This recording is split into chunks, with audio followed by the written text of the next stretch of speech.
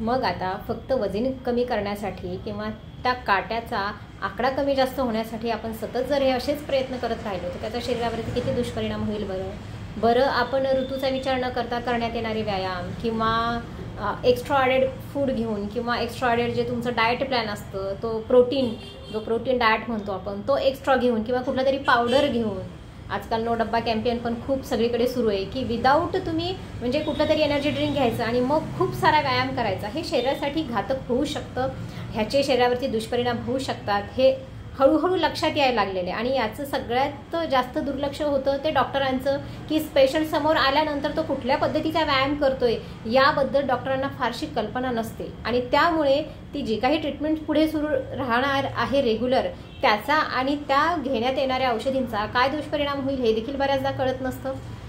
म्हणून जर तुम्हाला व्यायाम करायचा आहे तर डॉक्टरांनी तर जागरूक होणं गरजेचं आहे, परंतु पेशंटनी सुद्धा जागरूक होणं गरजेचं आहे की तुम्ही कुठल्या पद्धतीचा व्यायाम करताय, कशा पद्धतीने व्यायाम करताय, तुम्हाला फक्त वजन कमी करायचं आहे म्हणून तुम्ही व्यायाम करताय का कुठली तुम्ही एनर्जी ड्रिंक घेऊन व्यायाम करतायत, मग ह्यासोबतच तुम्ही कुठल्या स्ट्रेसफुल कंडिशन्समध्ये व्यायाम करताय का तुम्हाला खूप जगाची भीती वाटते, वाईट वाटत आहे, माझं वजन खूप वाढलं आहे, मी दिसायला मला लोक असे म्हणतायत तसे म्हणताय, हा स्ट्रेस घेऊन तुम्ही व्यायाम करताय का, ह्या गोष्टी लक्षात घेणं फार गरजेचं आहे.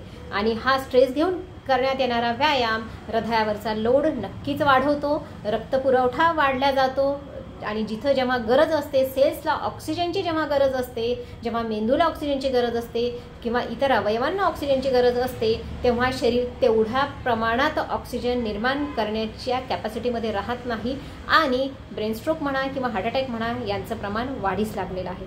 बऱ्याचदा असं झालेलं आहे की बऱ्याच जणांचं असं म्हणणे की कोविड नंतर हे प्रमाण वाढलेलं आहे.